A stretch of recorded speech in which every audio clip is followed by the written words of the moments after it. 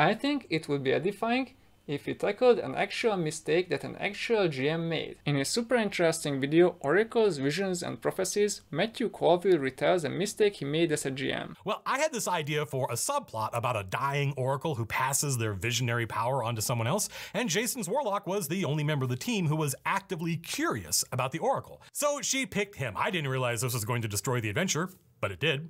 The oracle died and her hourglass eyes went back to normal, just as Jason's character's eyes became hourglass shaped. The players didn't understand what had happened. I didn't explain it. I thought part of the fun would be discovering that Jason's character was the new oracle. Jason's character had no idea what had just happened. Why should Jason? Well, maybe because it would have saved the campaign. Maybe not.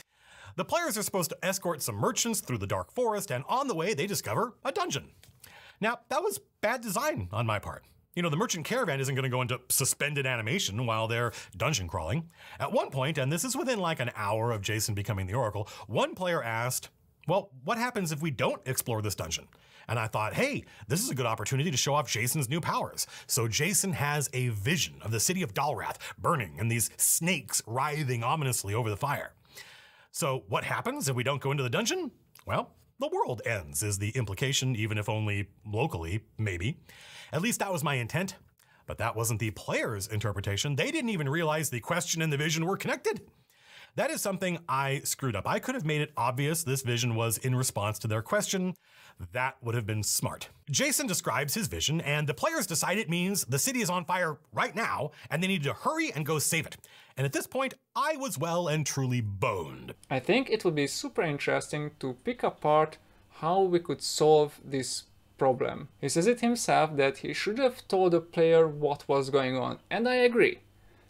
It's very easy to imagine the players as an audience for your movie, but they are actually the actors too. They need to know how to play their character, and a character doesn't just see a vision, they experience it. Another way to inform the player is to use patterns. I think it is a very strong tool if we repeat a pattern 3 times. In this specific example, I think the moment the character gets the ability of prophetic visions, they should instantly get their first vision, and we can make their first vision about themselves. They could prophesize to themselves that they will be a very effective and useful prophet in the future. Then in a later scene there could be a useful vision to show off how it actually works. For example, you could use a typical D&D encounter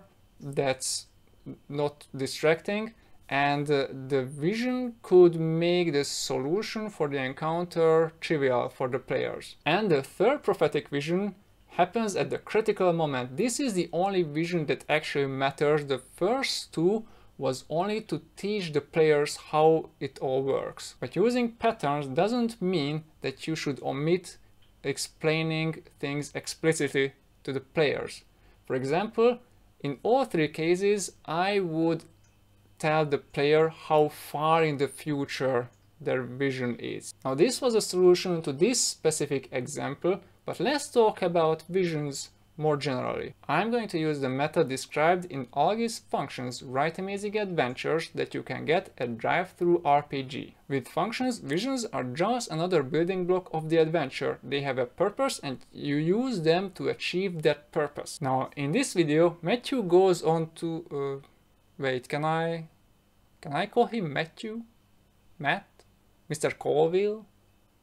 I don't even know how to do reaction videos. In this video, he goes on to talk about a very specific type of vision, a prophetic vision that serves as a puzzle. In functions, having a subjective experience that is detached from the environment has its own category, so we're going to generalize a bit. Visions can have different thematic purposes and different mechanical roles. Thematically, they can be prophecies, or they can be hallucinations, or they can be reflections of the conscience, etc. Structurally, they can serve as puzzles, or they can serve as exposition, or they can serve as mood setters, etc. Having a vision is so disjointed from the environment that you have to tell the player what the thematic purpose is. They have to know whether it's a vision of the future, it's a hallucination, or it's a nightmare. The lines between these can be a bit blurry, but if you look at media, the characters usually know which one it is.